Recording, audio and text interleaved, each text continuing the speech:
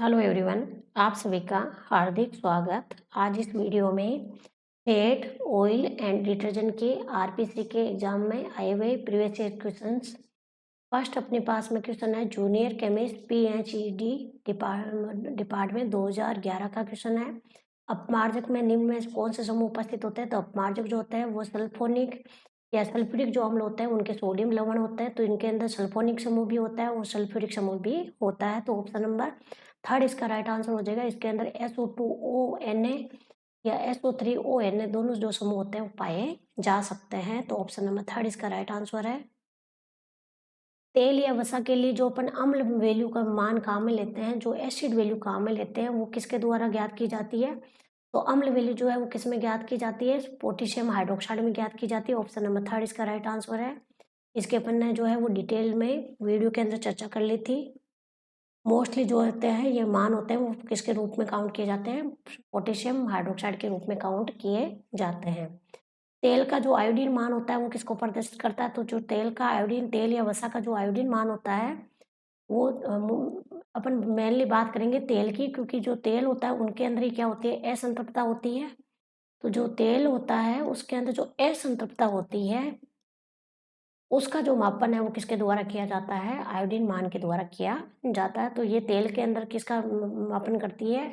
Unsaturation का मापन करती है। तो ऑप्शन नंबर थर्ड इसका राइट आंसर है।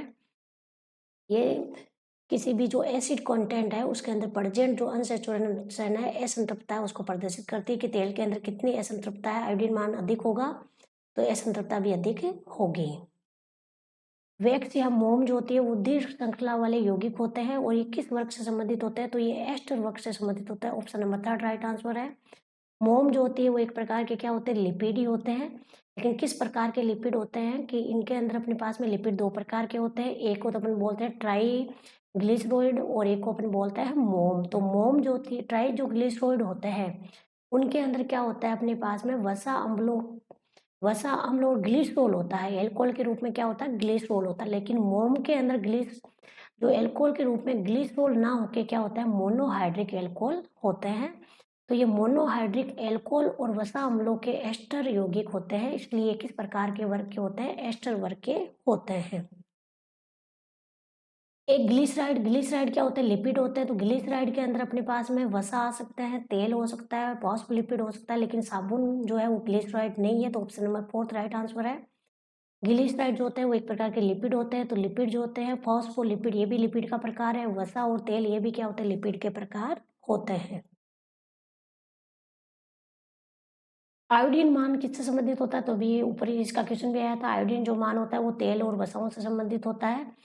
तेल के अंदर जो असंतृप्तता होती है उसका मापन करने के लिए किसका यूज करते हैं? आयोडीन मान का यूज किया जाता है। एसएसओ 2019 का क्वेश्चन है, साबुन के झाग को बढ़ाने के लिए क्या करना? यदि जो साबुन के अंदर झाग झाग बने हुए हैं उस झाग के गुण को बढ़ाने के लिए उसके अंदर क्या मिलाया जाता है? तो उसमें मिलाया जाता है सोडियम रोजिनेट। सोडियम जो रोजिनेट जो होता है वो अपने को चीड़ के जो पौधे होते हैं उनसे प्राप्त होता है और ये साबुन के झाग को बढ़ाने और साबुन के झाग को स्थिर करने में प्रयुक्त होता है। तो ऑप्शन नंबर एक इसका राइट आंसर है। बाकी जो है ये क्या होते हैं? साबुन ही होते हैं मोस्टली। टेक्निकल डिपार्टमेंट लेक्चर 2020 का क्वेश्चन है, ट्राई ओलिन क्या होता है? अपने पास में मोनो अनसेचुरेटेड फैटी एसिड होता है। तो जब अपन इसका क्या करवाएंगे? उत्प्रेरक की हाइड्रोजनीकरण करवाएंगे तो क्या प्राप्त होगा? जब इसका हाइड्रोजनीकरण करवाएंगे तो अपने को प्राप्त होगा सैचुरेटेड फैटी एसिड प्राप्त होगा। और ये कि ओलिक अम्ल कितने कार्बन वाला है? 18 कार्बन वाला है। तो सैचुरेटेड फैटी एसिड भी कितने कार्बन वाला बनेगा? 18 कार्बन वाला। तो 18 कार्बन वाले सैचुरेटेड फैटी एसिड को क्या बोलते हैं? स्टेरिक अम्ल बोलते हैं। लेकिन यहाँ ट्राई ओलिक ले रहे हैं तो ट्राई स्टेरिन प्राप्त होगा। तो option number fourth right answer हो जाएगा। स्टेरिक अम्ल नहीं बनेगा क्योंकि केवल डबल बॉन्ड में चेंज हो रहा है, बाकी जो है वो किसी में कोई चेंज नहीं हो रहा है, इसका हाइड्रोलाइसिस नहीं हो रहा है, केवल इसका हाइड्रोजनीकरण हो रहा है। तो हाइड्रोजन जुड़ेगी और ट्राईओलिन से क्या बन जाएगा? ट्राई स्टेरिन बन जाएगा। ऑप्शन नंबर फोर्थ इसका राइट आंसर है। एफएसओ 2019 का क्वेश्चन है, वसा अम्ल ऑक्सीकृत होते हैं। तो सामान्य रूप से जो वसा अम्ल होते हैं वो एल्फा और बीटा ऑक्सीकरण होते हैं। तो ऑप्शन नंबर एक राइट आंसर है। याद रख लेना। सामान्य रूप से जो फैटी एसिड होते हैं वो अल्फा और बीटा पोजीशन के द्वारा ऑक्सीकृत होते हैं। इनका अल्फा और बीटा ऑक्सीकरण होता है। असिस्टेंट प्रोफेसर 2020 का क्वेश्चन है। कथन है क्या है अपने पास में कि असंतृप्त वसा अम्लों के गलनांक मान न्यून होते हैं। बिल्कुल सही, अपन ने बात कर ली थी कि जैसे जैसे अनसैचुरेशन बढ़ता जाता है वैसे वैसे इनके जो गलनांक पॉइंट होते हैं वो क्या होते जाते हैं, कम होते जाते हैं। तो संतृप्त वसा अम्लों के गलनांक पॉइंट ज़्यादा होते हैं, जबकि असंतृप्त वसा अम्लों के गलनांक पॉइंट क्या होते हैं, कम होते हैं। अब कम होने का कारण क्या है कि असंतृप्त वसा अम्लों के अंदर क्या होता है, डबल बॉन्ड होता है। और डबल बॉन्ड जो प्राकृतिक वसा अम्ल होता है, मोस्टली ज़्यादातर जो वसा अम्ल होते हैं उनके अंदर जो डबल बॉन्ड होता है वो सिस पोजिशन में होता है, जिस वजह से जो अणु होता है वो एक दूसरे के साथ में सही से जुड़ नहीं पाते हैं और उनके गलनांक पॉइंट क्या हो जाते हैं, कम हो जाते हैं। तो वसा अम्लों के अंदर असंतृप्तता होती है, जिस वजह से इनकी जो असंतृप्तता होती है वो हमेशा सिस रूप में रहती है और जिस वजह से सर्कलाइज होती है वो एक दूसरे के साथ सही तरीके से जुड़ नहीं पाती, जिस वजह से इनके गलनांक पॉइंट क्या होते हैं, कम होते हैं। तो कथन भी सही है और कारण भी क्या है, सही है। तो ऑप्शन नंबर 1 राइट आंसर है, दोनों सही है। और आर जो है वो एक का क्या है, सही कारण है। तो असंतृप्त वसा अम्लों के गलनांक पॉइंट संतृप्त से कम होता है क्योंकि इनके अंदर डबल बॉन्ड होता है, जिसकी पोजीशन की वजह से क्या होता है, गलनांक कम हो जाता है। इसका देखो आपको इंग्लिश में नाम पढ़ना, क्यों, एक होता है लिनोलेइक एसिड और एक होता है लिनोइक एसिड। लिनोलेइक एसिड है ये, और एक होता है लिनोनेइक एसिड, लिनोलेनिक एसिड। तो लिनोइक जो एसिड होता है वो तो 18:2 होता है। ये दोनों किस प्रकार के होते हैं, ये भी अपने पास में होता है पॉली अनसैचुरेटेड फैटी एसिड, दोनों पॉली अनसैचुरेटेड फैटी एसिड होते हैं। लेकिन लिनोलेइक एसिड के अंदर क्या होता है, 18:2, इसके अंदर 2 डबल बॉन्ड होते हैं, जबकि लिनोलेइक जो होता है इसके अंदर क्या होता है, 3 डबल बॉन्ड होते हैं। तो यहाँ पे अपने पास में जो लिनोलेनिक है, लिनोलेनिक जो होता है इसको बोलते हैं ओमेगा 3। और इसका सामान्य वैसे इसका पूरा नाम क्या होता है, एल्फा लिनोलेनिक एसिड, तो इसको बोलते हैं ALA। जबकि जो लिनोइक एसिड होता है इसको क्या बोला जाता है, अपने पास में LA बोला जाता है।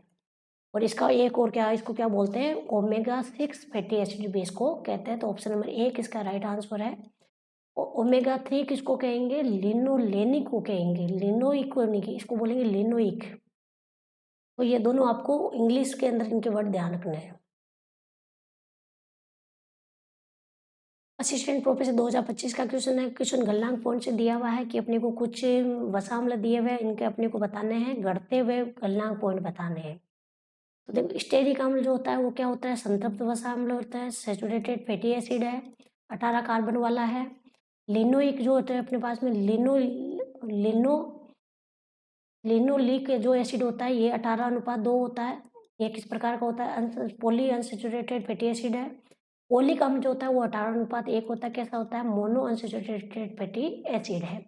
तो सभी के अंदर 18 कार्बन है, इसलिए स्टेरिक अम्ल के जो गलनांक पॉइंट है वो सबसे ज़्यादा होंगे।